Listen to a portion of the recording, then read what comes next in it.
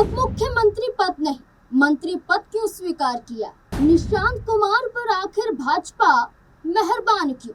विजय कुमार सिन्हा पर मोदी शाह का ऐसा रुख क्यों? जब से बिहार की कमान सम्राट चौधरी के हाथों में आई, तब से लेकर अब तक पूर्व उप मुख्यमंत्री विजय कुमार सिन्हा को नजरअंदाज किया जा रहा है, मानो जैसे अब भाजपा को विजय सिन्हा की जरूरत है ही नहीं। भाजपा के वो सिपाही जिन्होंने राजनीति की शुरुआत भाजपा से की और आज भी उप मुख्यमंत्री का पद जाने के बावजूद भी भाजपा के मजबूत पिलर हैं, फिर भी क्यों उन्हें उनके कद से आंका नहीं जा रहा है? हाल ही में मंत्री पद की शपथ ली गई, फिर मंत्रालय विभाजित किए गए, यानी कि बंटवारा किया गया विभागों का। उम्मीद थी कि विजय कुमार सिन्हा को गृह विभाग, वित्त विभाग से नवाजा जा सकता है, लेकिन भाजपा ने तो उनका कद नीतीश कुमार के बेटे निशांत कुमार से भी छोटा कर दिया। मंत्रालय बंटवारे के साथ आखिरकार कैसे क्या कुछ हुआ, चलिए जानते हैं इस रिपोर्ट में। किसे मिला कौन सा विभाग? 7 मई को सम्राट चौधरी के नेतृत्व वाली सरकार का मंत्रिमंडल विस्तार हुआ था। पूर्व सीएम नीतीश कुमार के बेटे निशांत कुमार और 31 अन्य नेताओं ने मंत्री पद की शपथ ली थी। अब बिहार में कैबिनेट विस्तार के बाद मंत्रियों के बीच विभागों का बंटवारा भी हो गया है। मंत्रियों के लिस्ट के अनुसार मुख्यमंत्री सम्राट चौधरी के पास सामान्य प्रशासन, गृह, मंत्रिमंडल सचिवालय, निगरानी, निर्वाचन, सिविल, विमानन जैसे सभी विभाग जो किसी और को आवंटित नहीं किए गए हैं, वो सब उनके पास है। दोनों उप मुख्यमंत्री विजय कुमार चौधरी को जल संसाधन, संसदीय कार्य और विजेंद्र प्रसाद यादव को वित्त, वाणिज्य कर ये विभाग मिले हैं। वहीं श्रवण कुमार को ग्रामीण विकास, सूचना एवं जनसंपर्क, दिलीप कुमार जायसवाल को राजस्व एवं भूमि, लेसी सिंह को भवन निर्माण, राम कृपाल यादव को सहकारिता, नीतीश मिश्रा को नगर विकास एवं आवास, सूचना प्रौद्योगिकी, दामोदर रावत परिवहन, संजय सिंह टाइगर उच्च शिक्षा, कानून मंत्री अशोक चौधरी खाद्य एवं उपभोक्ता संरक्षण, भगवान सिंह कुशवाहा योजना एवं विकास के ये तमाम विभाग इन मंत्रियों को सौंपे गए हैं। इसके अलावा बाकी सभी बचे मंत्रियों को भी मंत्रालय बांटे गए हैं, जिसकी लिस्ट आप जाकर वेबसाइट पर देख भी सकते हैं। निशांत और दीपक का क्या हाल? जहां मुख्यमंत्री और उप मुख्यमंत्री को मिलाकर मंत्रिमंडल विस्तार में 35 नए मंत्रियों ने शपथ ली थी।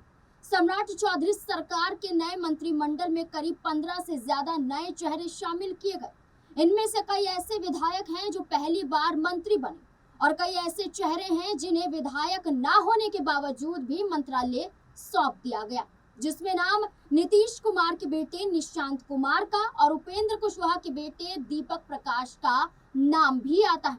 और इन दोनों चेहरों को ऐसे विभाग सौंपे गए हैं जिसकी कल्पना भी नहीं की जा सकती है। सवाल उठाए जा रहे हैं कि आखिरकार क्यों भाजपा गठबंधन में ऐसा फैसला लिया जा रहा है, ऐसी कैसी मेहरबानी जताई जा रही है और नीतीश कुमार के बेटे निशांत कुमार पर अब प्यार क्यों लुटाया जा रहा है। बता दें कि नीतीश कुमार के बेटे निशांत कुमार को स्वास्थ्य विभाग की बड़ी जिम्मेदारी सौंपी गई, वहीं दीपक प्रकाश को पंचायती राज का जिम्मा सौंपा गया है।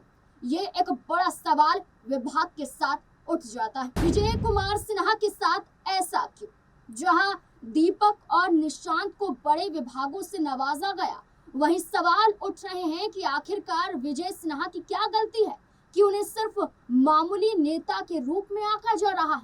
क्यों नए चेहरों के मुकाबले उन्हें छोटे विभाग से संतुष्ट करना पड़ रहा है? दरअसल विजय कुमार सिन्हा को लेकर जहां कयास लगाए जा रहे थे कि उनसे उप मुख्यमंत्री पद वापस ले लिया गया है, तो बड़ा विभाग यानी कि वित्त विभाग या गृह विभाग में से कोई एक विभाग सौंपा जा सकता है, उनकी नाराजगी को दूर किया जा सकता है। जो परेशानी उनके अंदर उत्पन्न हो रही है कि भाजपा अब उन्हें आगे लेकर नहीं चल रही है, ये परेशानी खत्म की जा सकती थी।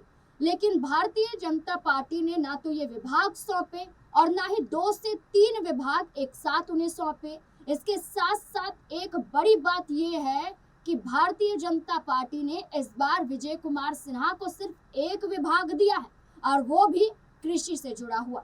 यानी साफ दिखाई देता है कि गृह वित्त तो छोड़िए, इनके बाद आने वाला विभाग स्वास्थ्य विभाग तक भी नसीब नहीं हो पा रहा है विजय कुमार सिन्हा को, जिसके बाद उनके समर्थकों में एक अलग गुस्सा है, जिसे अभी तो बयानों के जरिए जाहिर किया जा रहा है। हालांकि आने वाले वक्त में ऐसा ही विजय कुमार सिन्हा के साथ होता रहा तो भाजपा में आग भी भड़क सकती है, क्योंकि तुलना सिर्फ निशांत से न करते हुए दीपक और मिथिलेश तिवारी से भी की जा रही है।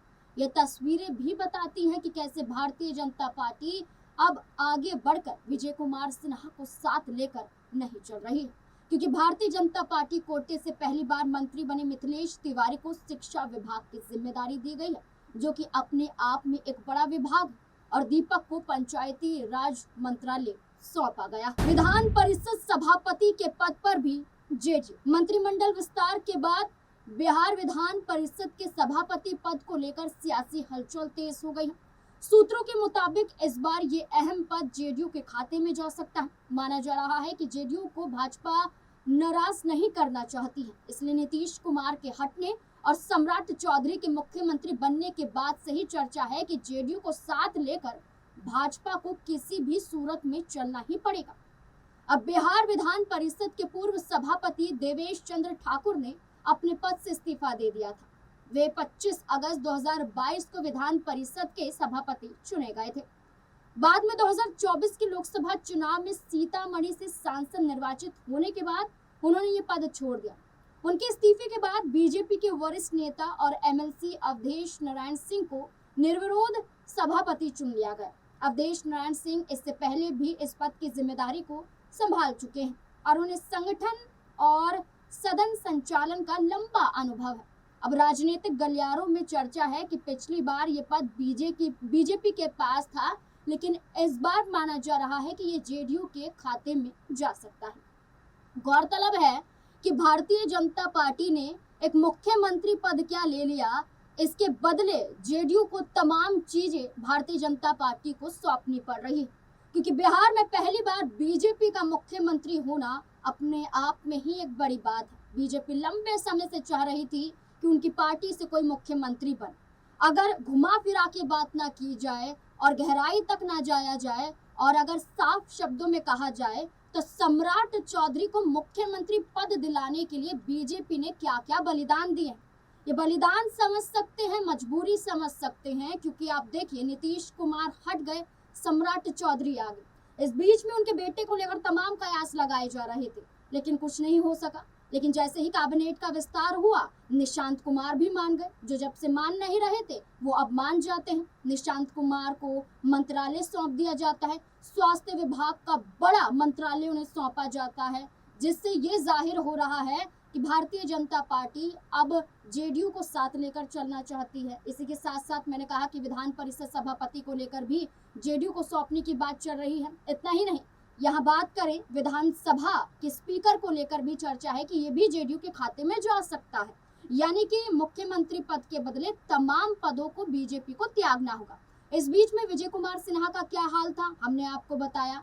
पहले राजस्व एवं भूमि सुधार विभाग उनके पास था, यहाँ पर श्रम विभाग उनके पास था, संस्कृति कला उनके पास थी, युवा विभाग उनके पास था, जो विभाग है युवा का वो उनके पास था, खनन वाला विभाग भी उनके पास था। तमाम विभागों को विजय कुमार सिन्हा संभाल चुके हैं, लेकिन उस वक्त उप मुख्यमंत्री भी थे, यानी कि वो एक बड़े पद पर भी विराजमान थे। लेकिन इस बार आप ये देखिए, उप मुख्यमंत्री का पद उनसे छीन लिया जाता है, उनकी सुरक्षा में कटौती कर दी जाती है। Z+ की सुरक्षा थी, जहां सिर्फ Z श्रेणी की सुरक्षा उन्हें दी जाती है। साथ ही साथ आप देखिए कि विजय कुमार सिन्हा के रहते हुए जितने भी फैसले लिए गए, सम्राट चौधरी के मुख्यमंत्री बनने के बाद उन फैसलों में बदलाव किया गया।